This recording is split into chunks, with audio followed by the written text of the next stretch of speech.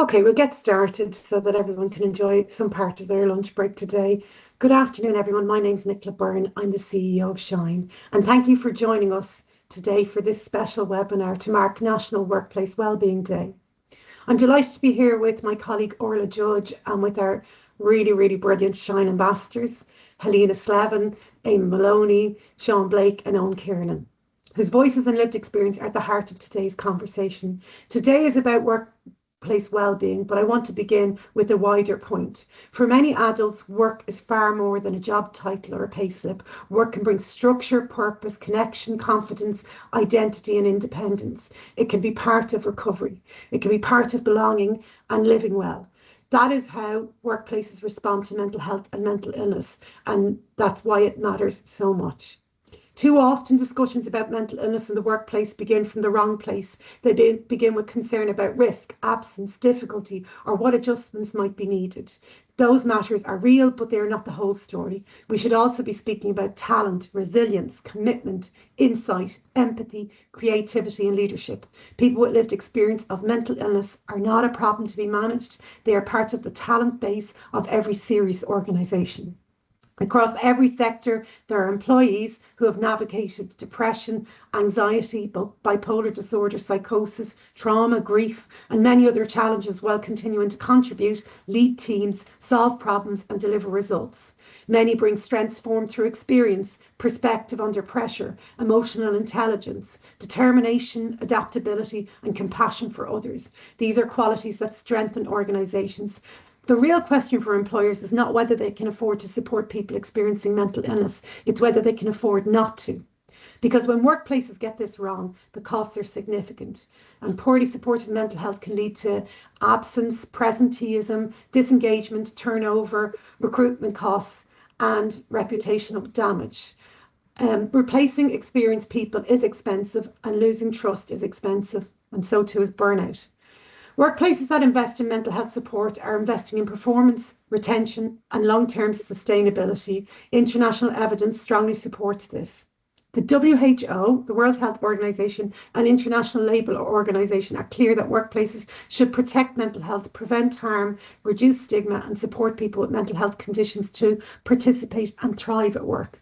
And they specifically recommend practical measures such as reasonable accommodations, return to work supports, flexible working approaches, and management capacity building. That matters because many of the most effective supports are not dramatic or costly, they are practical, proportionate, and human. It's not special treatment, it's effective leadership. And there's a hard commercial case for this kind of approach. Research by Deloitte found that employers can see on average for every, it was £1 in the research, but for every euro invested, you can get 470 back in a return in mental health, in workplace mental health investment in the interventions. That return comes through reduced absence and improved productivity, stronger retention and engagement. And leaders understand return on investment. Mental health support is not simply a cost centre, it's a value driver. So there's also an inclusion and equality dimension. And in Ireland, employees experience disabilities, including mental health related disabilities in many circumstances, and they may be entitled to reasonable accommodation. So good employers do not wait for minimum compliance, they aim for best practice. And staff notice these things. They notice when confidentiality is respected, when leaders mean what they say, when well-being is embedded in the organisation, and that it's safe to speak before a crisis develops. At Shine, we know recovery is real. We know people can thrive in work, return to work, change careers, and progress into leadership. We also know that stigma and poor workplace responses can delay recovery and drive talented people out of employment unnecessarily. So that's why in Shine we have a workplace programme, and it's a 6-step programme, and it's well worth you looking up the information about it. But through the 6 steps, we look at things like commitment. We look at assessment and assessing whether the organisation has strengths and gaps in this area. We work towards action planning and implementation. We monitor the work and the progress that's done, and we look at sustainability. This includes practical supports such as management training, policy development, staff awareness, and development of champions internally with a clear framework for continuous improvement. It's free. I'll say that again because it's important in a time where things are costing a lot of money. So often what organisations need most is not complexity. They need a roadmap, and that's what this programme involves. There's lots of benefits in relation to communication and flexibility and psychological safety. But to employers listening today, I would say do not wait for someone to reach crisis point before acting. Do have a look at the work that can be done in this area. And to those joining us with lived experience of mental illness, I want to say clearly your experience does not diminish your value. In fact, I suggest that it may deepen your strengths. You belong in the workforce, you have skills, insight, and leadership to offer. With the right support, people do not just cope at work, they excel. So thank you for joining us today, and I look forward to hearing from our panel. Now, on our panel today, I'm really grateful for the people that have joined us. So first of all, we have Helena Slevin, and Helena is a social care worker in the disability sector and also a teacher of mindfulness. Her work is deeply personal, shaped not just by her training, but also by her own childhood challenges and experiences. She believes we all deserve to feel seen, heard and safe in our lives, and also is passionate about helping to break the stigma attached to mental health. Also joining us today is Eamonn Moloney. Eamonn is a Dublin native now living in Galway. He's a mental health advocate and has been an ambassador for Shine for over 8 years, as well as several other charities. He speaks of his lived experience at events, festivals and workplaces. He sees swims daily and volunteers any spare time he has through fundraising, and helps others in any way he can in an effort to make an impact, even if that is only one person. Next, we have Sean Blake. Sean is married with 4 children and in recovery from an eating disorder, anorexia nervosa. He is learning so much about himself in recovery and no longer has that self-critical voice he lived with his entire life. He's found a passion for speaking about his experiences in the hope that he can help others and highlight the importance of mental health and ending the stigma. Eoin Kiernan, last but not least. Eoin is from Howth in Dublin. He was a main contributor in the award-winning documentary Unspoken, broadcast on RTE in November 2021. This is a hard-hitting documentary that reveals what life is like with an eating disorder, particularly as a male in Ireland. While he lives with other mental illnesses such as OCD, generalised anxiety disorder and depression, they don't stop him from feeling the most at home, being active and in the sea. I noticed the sea theme is very good at mental health. Sailing, kite surfing and paddle boarding. So first of all, I want to introduce Orlagh Judge, and she's our Workplace Programme Coordinator. So Orlagh, you're very welcome if you want to kick off the questions for today's webinar. Thank you. Thank you so much, Nicola, and thank you to everyone joining us this afternoon. Delighted to be here and very grateful to our ambassadors who are going to take us through their experience of mental health in the workplace. So to kick us off, I might ask each of you to reflect on an experience from your work and life that shaped your understanding of workplace mental health. This may have been a time that you felt supported in the workplace, or equally maybe a time that you realise something needed to change. Would it be okay if I came to you first, Helena? Yeah, sure. Thanks to everyone for coming today, and that was a great introduction, everyone. Nicola, that was great. So I'm Helena, and I've worked in social care for over 30 years. And so for me, I was unwell 10 years ago, and I had a year off work. And when I came back, I decided to change it all up and moved from residential into days. So I really started from the beginning. So in some ways that was quite good, because it meant that no one had a preconceived idea of me, and I was coming back as Helena. And that was very important to me, that I didn't lose identity of who I was and what I was about, and that I could still do a job and be treated like everyone else. And obviously there were challenges because people didn't know me. So some days were a big struggle for me because the physical side was taken care of, but the mental, emotional was difficult for me. And I hadn't realised till I returned to work. So for me, I suppose, I lost my train of thought there. I suppose for me, just the kindness of my peers, the genuine connection, people didn't force it. It just happened naturally. And that's really important in a group, that you don't have to fix things. You don't have to have answers. It's about showing up and not just waiting for something to go wrong. Just be there on an ongoing basis and reach out. And yeah, you don't have to fix it. Just be there. That's a very important point that I learned from others. And they learned from me too. I wasn't expecting anyone else to sort out my difficult situations. Thanks so much, Helena. A really important message there around identity and how important it is, and equally around connection, the importance of connection, be it in the workplace or elsewhere. Eamon, could I come to you next, maybe? Yeah, thank you. Welcome all. So my experience, my negative experience in a workplace was over 12 years ago, and it was when I was in a high performance role. I was working 24/7 or whatever, and I had a crash, like as in mental crash, totally wiped out. And I was in the middle of doing 3 projects, and I went to the doctor, and the doctor said, you need to take 2 weeks off.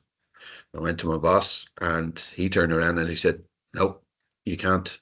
We need these 3 projects done. And, you know, there's nobody else to do them. It's as simple as that. You can't, why don't you do half days? So I did do the half days for the first week. And then after the first week, I went back to him and I went, I can't do this. I just can't. I have to take the time off. So then what that led to was basically he decided then I was no longer of any use to the company. And, you know, he set in place a plan to, you know, move me on to other place. And so that was my negative. But then the positive was, and this is from a physical health aspect, where it was dealt totally differently, was I got diagnosed with cancer last year. And during that diagnosis, the directors, the general manager and everything came to me and said, look, whatever you need, whatever you want, if you want to take time off, whatever you need to be done, we'll do it. We back you 100%. Don't be afraid to take the time off. Don't be afraid to, you know, come in, do half days, whatever you need to do, just do it. And it was the complete opposite. So for me, what that meant was, this is a place that I feel wanted. This is a place that I feel respected in. And this is a place that, you know, I will go further. Do you know what I mean? As in, I will work not necessarily harder, but I will do more for the company because of the way I've respected. Whereas obviously in the other job, you know, it was end game. And that's the difference. And I think that's what, you know, employers, managers, leaders, like I've been in management for over 30 odd years, and that's what people need to, you know, think about when they're looking after employees with mental health difficulties.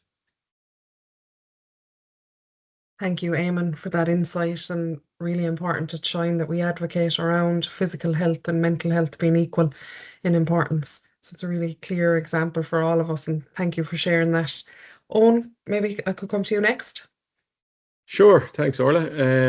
So my experience of the workplace has been primarily self-employed. I did work in the corporate world for a number of years initially in my career, but decided that I wanted to move into self-employment in the early 2010s.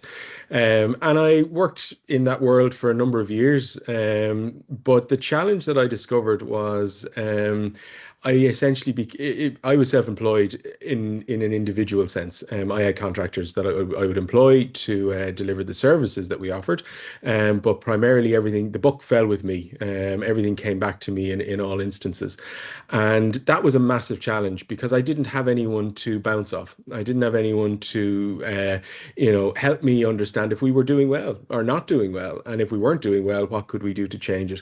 So the worth of the business equaled the worth of me, the other way around. The worth of me equaled the worth of the business. And when the business wasn't doing so well, that made me feel pretty crap. And I didn't have anyone really to talk to. I had my wife, but you don't want to burden your partners with all of these issues. And that was one of the cornerstones of me developing my mental illness. So I think the thing that I then realized had to change when I came out of treatment and into recovery was very much that I couldn't put myself in that position anymore where I didn't have anyone to bounce off, anyone to have as a buffer, anyone to protect me to a certain degree from the negative thinking that I could spiral into. My wife has probably become more involved in that nowadays. But second of all, I've also moved into an industry that I enjoy and get fulfillment from a lot more. And I say that from the sense that it's not just about the turnover, the revenue that the business makes, but more what is the non-financial value that I get from what I do. And that provides me with as much financial worth as the money that comes in. So for me, that was the big thing I realized needed to change. Thanks so much, Eoin, and a great insight if there's anybody joining us here today who may also be self-employed or working in a small business, the reliance, I suppose, on self. Sean, could I come to you finally for your contribution? Yes, so my experience is completely positive. I suppose just to start in 2022, I left my workplace not knowing that a couple of days later I'd be gone. I'd be in St. Patrick's Mental Health Services in a specialised eating disorder ward. Like I was broken, I was frightened, and I suppose when it came to work, and particularly in terms of sick pay and sick certs and things like that, that's just an extra burden on someone's mind. And I found with my company that wasn't there, that stress wasn't there. The guidance, the way that they had the guidance and procedure to talk me through that stuff, and to not have me constantly worrying about it. So that was an absolutely massive thing for me, because when you're in that situation, you know, I'm kind of in hospital and I've got so many other things going on, and I've got my wife and 4 kids at home, and just to have that reassurance and to have that connection, because it's really, really important that there's no like blurred lines when it comes to this sort of thing, because although people, you know, maybe in a bad way, that's just going to contribute to that extra stress. So it was really important, and it was a great thing that was there for me. Thank you, Sean. Thank you for sharing that experience of support in the workplace. So my next question to Helena and Sean, and I might come to you first, Helena.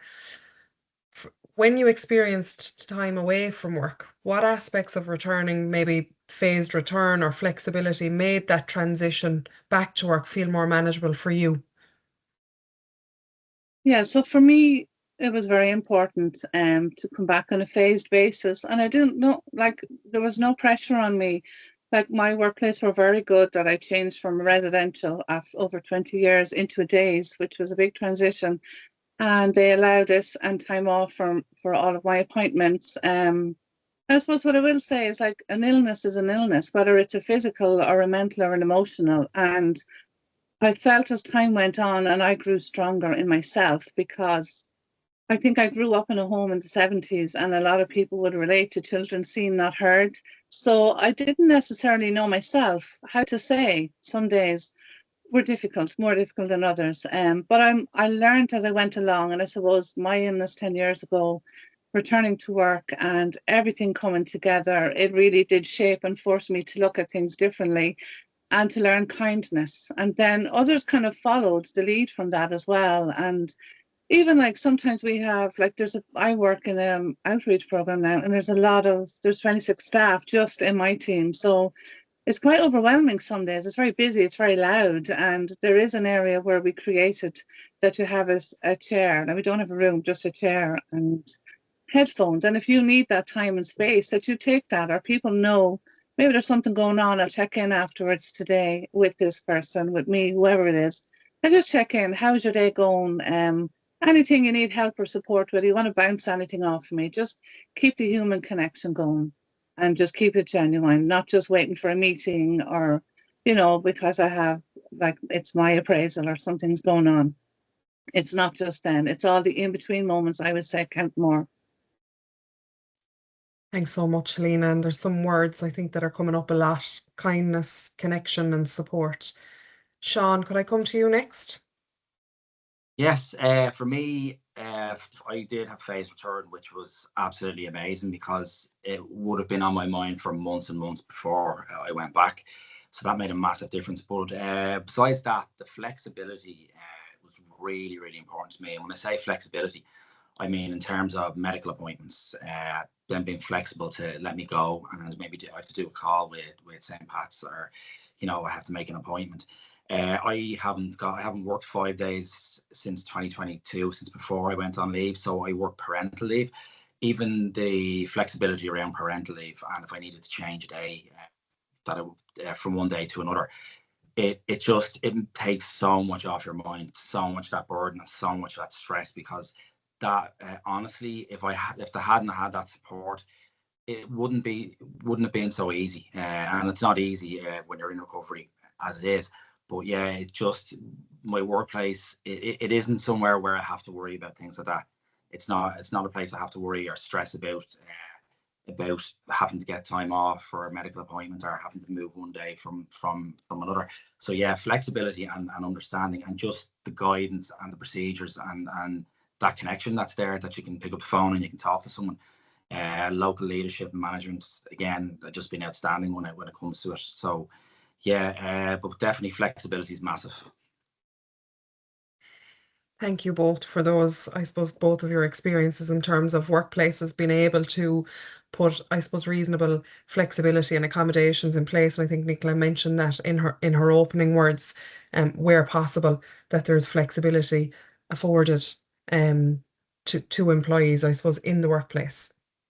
So my next question to Eoin and Eamonn, maybe to think about the experiences that you've just heard about returning to work after a period away. What does a mentally healthy workplace look like in the day-to-day? Maybe some small or big things that you have felt have made a real difference. And Eoin, maybe if I could start with yourself. Sure. So for me, returning to work was, first of all, it was a big change. I wasn't going back to what I had previously done. So it had to be very controlled and safe. I needed to know what the expectations were around what that return was going to look like. Now I had to create them, but I worked with my wife and a few others to help me decide that.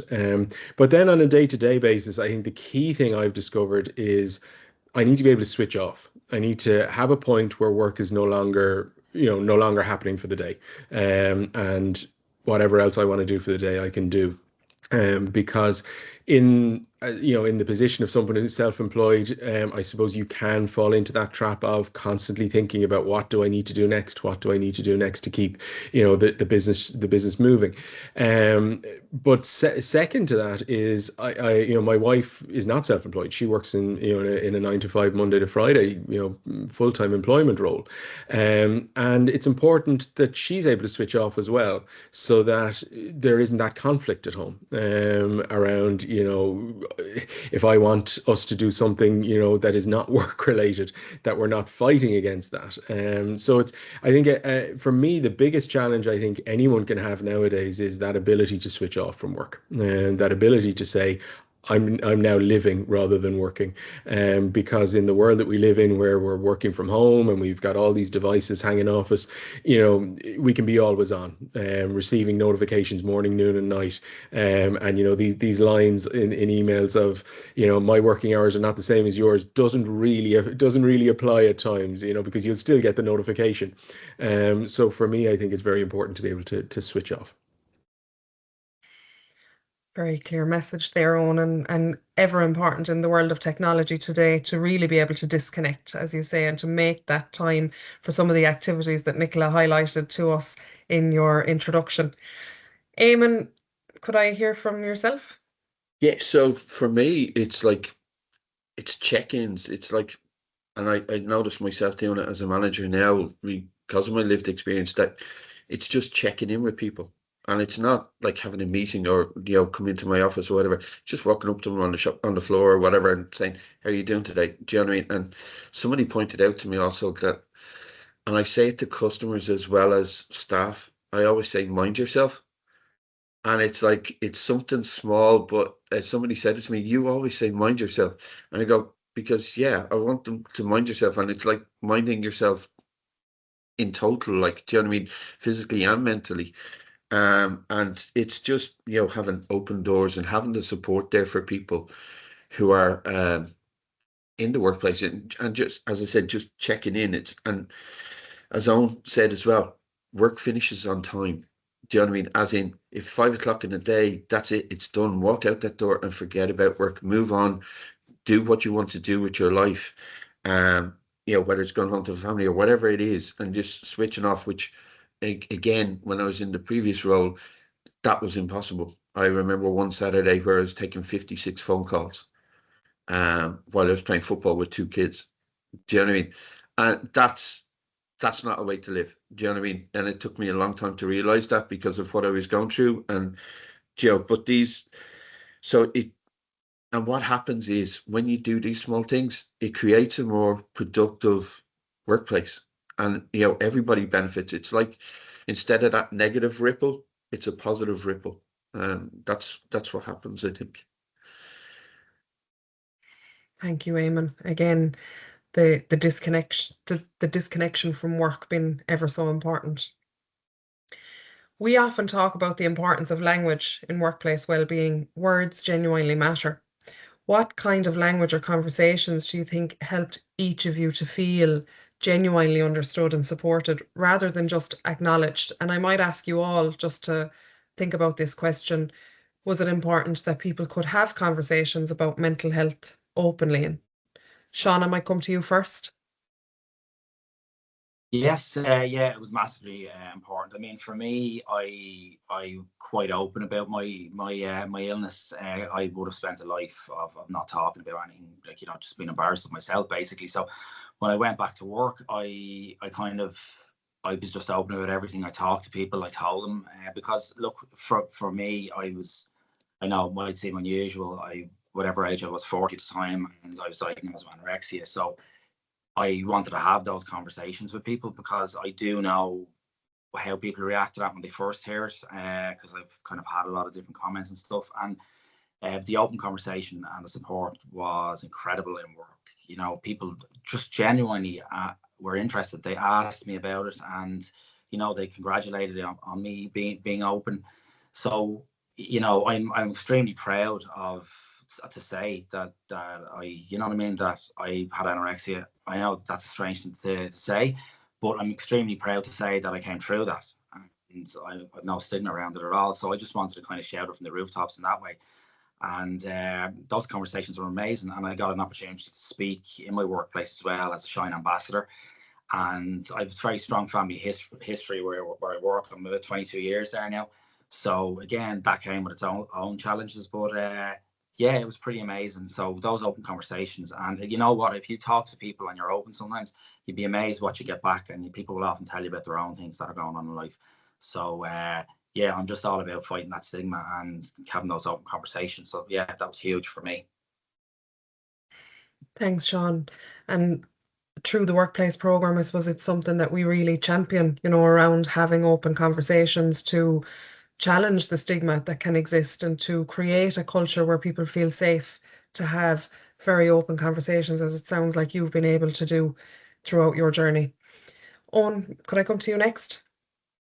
For me, I have 2 aspects to this. One is, I think some of the work that we do as ambassadors, where we go into workplaces and we talk about the language of mental health, has brought some interesting, views to me in terms of, I think people don't always realize when they're using language that maybe can be inappropriate, and to challenge that language.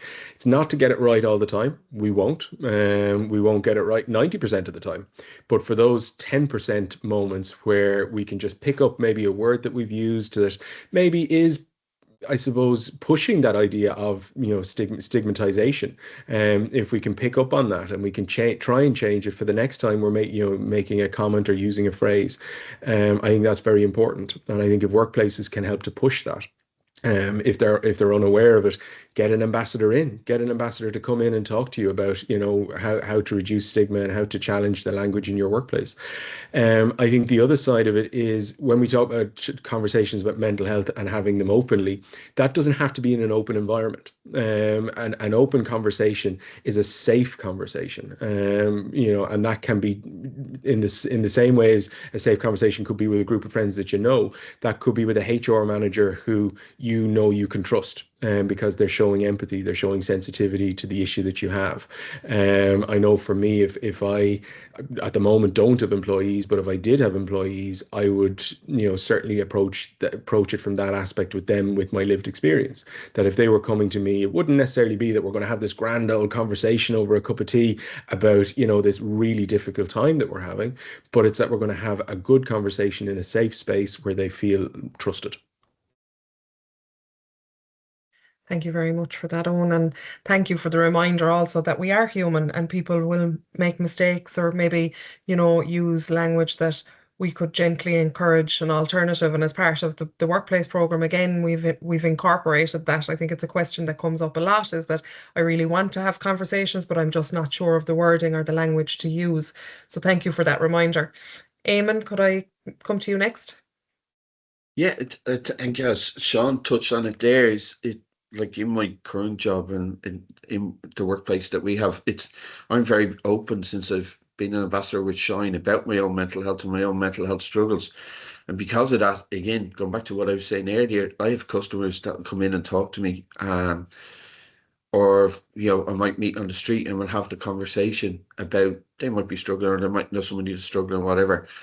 And because we have that freedom within where I work, and that openness about the conversations, it's amazing the bonds that we have with both our customers, but also with sales reps that come into us, and people from other companies that come in. It's a very open conversation. It's a very open place, and it feels like that nobody's afraid to talk about what they're struggling with. Do you know what I mean?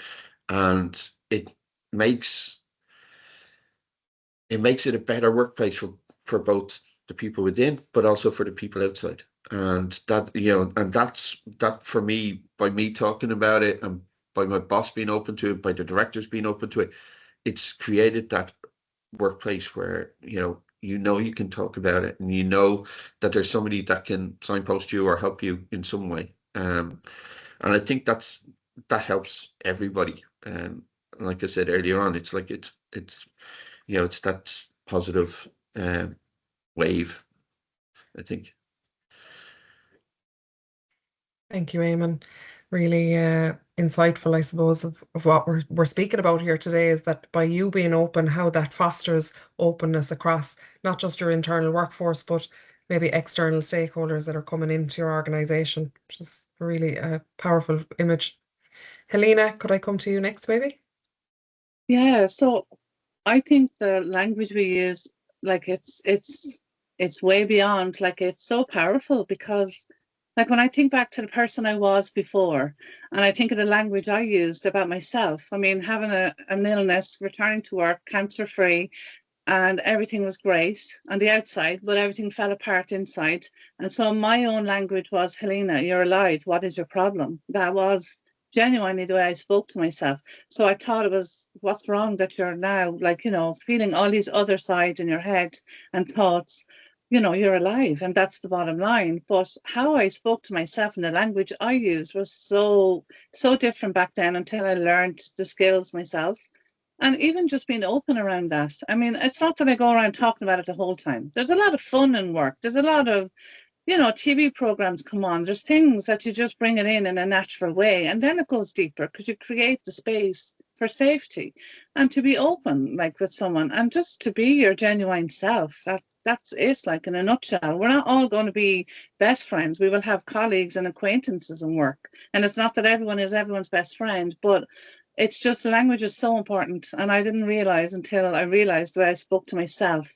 And changing that changed how I would speak in work and link in with people and speak to them. And it's not just, sometimes banter is good, but sometimes banter is extra pressure, and it has a negative impact on people without them realizing as well. So yeah, I would just say, like, it's something to be very aware of, and you don't have to over scrutinize it, but just be aware. Language is key, and the language you're using. Thank you, Helena. I think, you've touched on it aptly. Language is so powerful and could be the difference between maybe someone feeling safe to open up or not. And I think, just to pick up on what Eoin said earlier, being open doesn't necessarily mean that those conversations have to happen in an open space, but that there's a sense of openness if I'm having difficulties, that we can, that we have somebody that we can speak to safely and have an open conversation around mental health. Thank you, each of you, for your contributions. I'm going to pass you back to Nicola for our closing question and comments. Hi, that's really interesting. I was trying to write down all the different suggestions that you made, and they were really helpful, and I'll summarize them in a few minutes. But just my last question to you in the wider discussion is, if there's one thing you wished every organisation understood about supporting mental health and work, what would it be? So if I can start with Eoin. I would say don't let perfect get in the way of good. Start somewhere. You've started somewhere by engaging with Shine today for this webinar. That's, if you've done nothing else, that's a really good start. And don't try and line it all up that, you have to have a full program in place for the next 5 years of how you're going to get to a certain place. Just take one step at a time. Book an ambassador, get an ambassador into your workplace, get them to have a presentation with you, take on the 6 steps of the workplace program. But just don't be afraid to make mistakes along the way. It's a little bit like what I was talking about with the language. We're not going to get it right all the time. Even us as ambassadors, I use inappropriate language sometimes, but I hear myself do it and I can catch myself the next time then. So we're learning as we're going on. Thanks, Eoin, for that. Helena, what would you say is the one thing that you wish every organisation understood? I would have 2 things, if that's okay. So just to say that illness is illness. It doesn't matter if it's a physical or a mental, emotional, and it doesn't have a rank. So whether you're the cleaner, the manager, it doesn't actually matter. Creating spaces and being authentic, it's extremely important in any place of work. And the other thing is just something to think about, that the mind is a process that interacts with its environment. So for like your work environment, it's just as important. It is a process. You are interacting, creating the spaces and, friendliness and even the surroundings that you're in for people and access to what they need, even basic things like fresh air walks, breaks, and a window in the room and the colour of the room. Absolutely everything. It all impacts. Really does. Thank you, Helena. If I can come to you, Sean. Conversation matters. So don't let stigma get in the way of asking how somebody is or how somebody's doing if they need help. Also, again, I'm jumping into 2 things here. Sorry. Workplace wellbeing. It's not about Fruit Fridays and exercise challenges and things like that. It's about culture shift. It's about really changing the culture within an organisation to have that openness and acceptance. So, they're my two thoughts on that anyway. Thank you, Sean. I love the way everyone breaks the rules. Now, Eamonn, can you give me 1 or 2 takeaways that you think every organisation should understand? 5, Nicola. That it reflects on how you are as a business. Is the one thing. But mehel, it's an ancient Irish word. There's no real direct translation for it, but roughly what it means is community, openness, and togetherness. That's what we are in Shine. We as a community go and we talk as ambassadors with our lived experience to help others. And I think that's what companies need to strive for with their attitude to mental health, is if they can involve mehel within it, it helps everybody.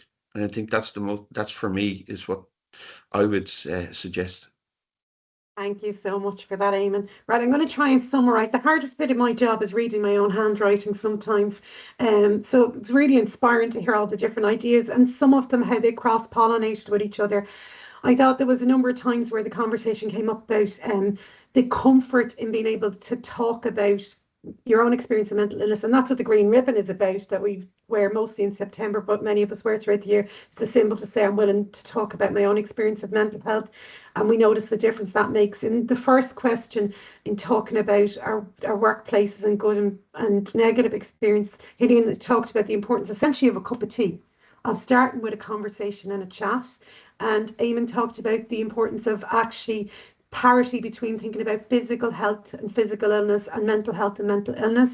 Eoin talked about the importance to him of his values, that his values aligned, that it wasn't about targets, it was about more important things to him, and finding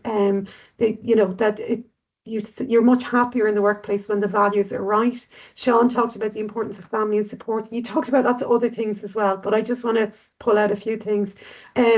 Timing away from work and returning to Helena, I thought it was interesting. Both you mentioned flexibility, Helena, and you talked about flexibility, returning to work. Nearly that you return to work quicker when there's more flexibility and less pressure. And so it encourages you to feel safe in the return and creating safe spaces even within the workplace. When we were talking about a mentally healthy workplace, Eoin talked about the ability to switch off, the importance of boundaries, and living rather than working, or working to live rather than living to work. Is that another way of putting it? And Eamonn talked about the importance of checking in and saying to people, mind yourself. Again, it's about reminding people about their own self-care and that it's important. And that all of this stuff, the point in that question I really got was that work increases productivity and makes a difference.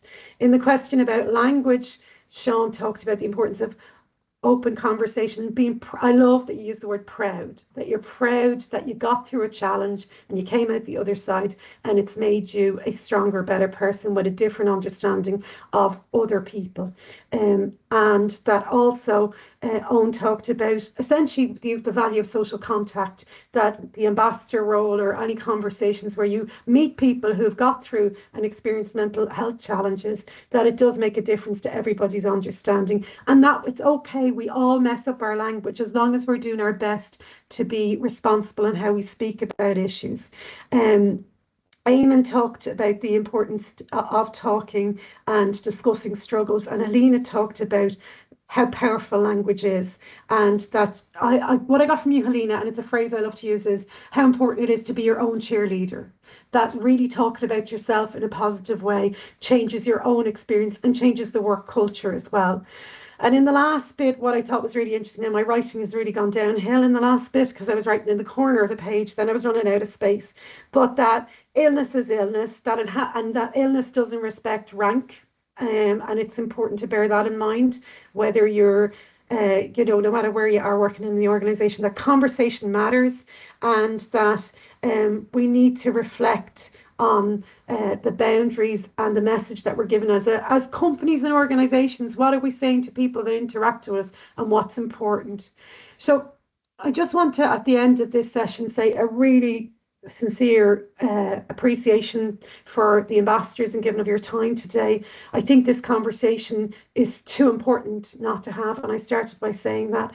But also I want to talk to people and say to them that if you're considering the workplace programme, come to us. Maybe have an ambassador come and speak in your workplace if you haven't had one before.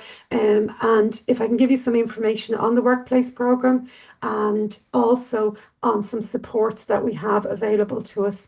So I think, if you want to look up information on the workplace programme, we have it on our website. So if you look under shine.ie, and the section it's under is Get Support, and you'll see support in the workplace, or you can email Orlagh at workplace@shine.ie.